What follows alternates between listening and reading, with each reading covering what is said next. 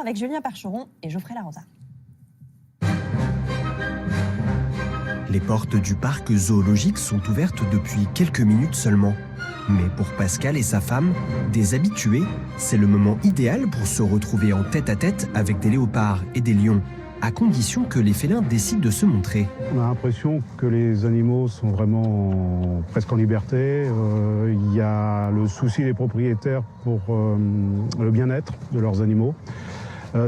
D'habitude, souvent, on voit dans des zoos, il y a souvent des spectacles autour des animaux, etc. Moi, j'ai horreur de ça.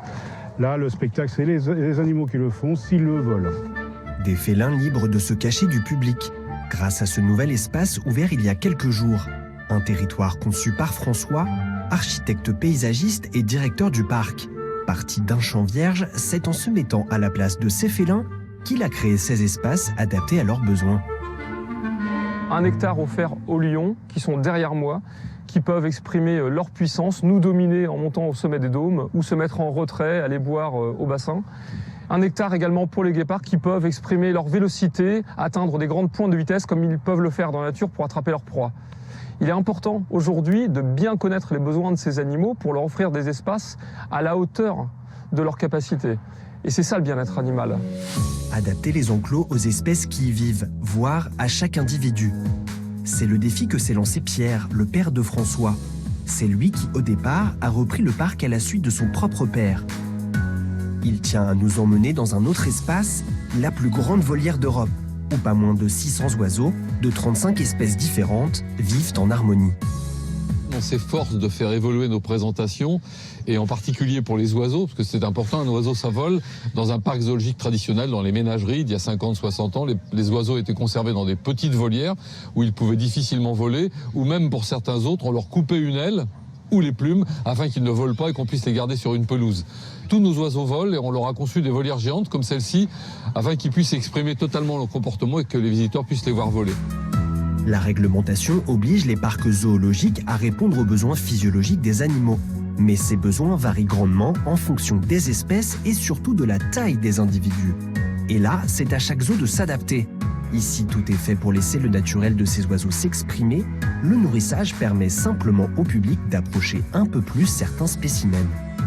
Ça nous a énormément plu parce qu'effectivement on a l'impression d'être vraiment chez les oiseaux, dans leur environnement.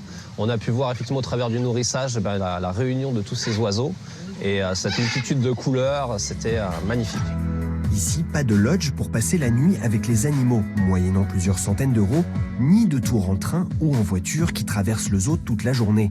L'objectif, c'est avant tout de pouvoir les observer dans les conditions les plus naturelles possibles, au plus proche de leur état sauvage. On a reproduit l'écosystème d'Amérique du Sud et le public peut vraiment observer tous les comportements naturels de reproduction, de compétition pour la nidification, de compétition pour la nourriture également. Et c'est quelque chose de naturel. De cette façon, il va pouvoir comprendre ce qui se passe dans la nature. Et s'il comprend, il peut aimer. Et s'il aime, il peut protéger. Ici, pas moins de 41 espèces sur les 120 sont en danger d'extinction. Le zoo assure leur survie en captivité et contribue à la sauvegarde d'espèces menacées. Nous soutenons 25 projets de conservation de la nature ou de préservation d'espèces menacées pour un budget qui est aussi entre 200 et 230 000 euros par an. En ce qui concerne les girafes, nous intervenons au Niger depuis 20 ans pour essayer de sauver le dernier troupeau de girafes d'Afrique de l'Ouest. En 1996, elles étaient 49 et aujourd'hui elles sont environ 700. Notre soutien ne va pas directement aux girafes, mais va plutôt aux populations qui vivent auprès d'elles, puisque ce sont les seules girafes d'Afrique qui ne sont pas protégées dans un parc national.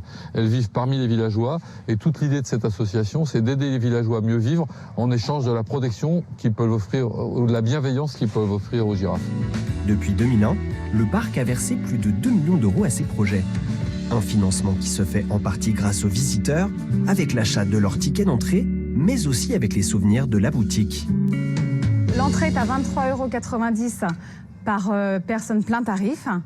En achetant une entrée au bioparc, le visiteur contribue au projet nature en reversant environ 80 centimes du billet. Le lion que j'ai dans la main vient du Niger, il est fait en bois, c'est fait par des artistes nigériens qui viennent également sur le parc l'été. Et tous les produits qu'on vend dans la boutique, on reverse une partie des recettes au projet nature. Ces projets visent à protéger, mais aussi à réintroduire dans leur milieu ces espèces menacées. C'est le cas notamment du varérou, Une espèce de lémurien originaire du nord-est de Madagascar est classée parmi les 25 primates les plus rares au monde. Nous protégeons depuis 15 ans une forêt dans cette région où nous venons de réaliser un déplacement de quelques individus, une translocation. On les a pris dans une forêt où ils étaient menacés pour les mettre dans cet endroit, avec comme prochaine étape de renvoyer une famille formée ici, papa, maman et les enfants, jusqu'à cette forêt de Farancarine que nous protégeons là-bas. Pour éviter le problème de consanguinité lors de reproduction d'espèces presque disparues au sein d'un même zoo, un système d'échange entre les parcs animaliers européens existe. Près de 400 espèces, comme le varirou, sont concernées par ces programmes de reproduction. Et pour chaque espèce, un comité scientifique européen décide des effectifs à reproduire. C'est un système qui relie les 300 ou 400 zoos européens qui sont membres de notre association européenne et les animaux sont mis en dépôt dans un parc ou l'autre en fonction des besoins. Et de la même façon, il y a des consignes de reproduction ou de non-reproduction qui sont données parce que s'il y a trop d'ours à lunettes, par exemple, dans les parcs zoologiques, on nous demande d'arrêter de reproduire. S'il n'y en a pas assez, on nous donne des conseils de reproduction pour au contraire favoriser cette reproduction. Plus de 100 animaux, des oiseaux principalement, ont déjà été réintroduits en milieu naturel. Une décision qui dépend surtout du coordinateur européen de l'espèce concernée, ainsi que des partenaires scientifiques locaux dans les pays étrangers. Alors Rodolphe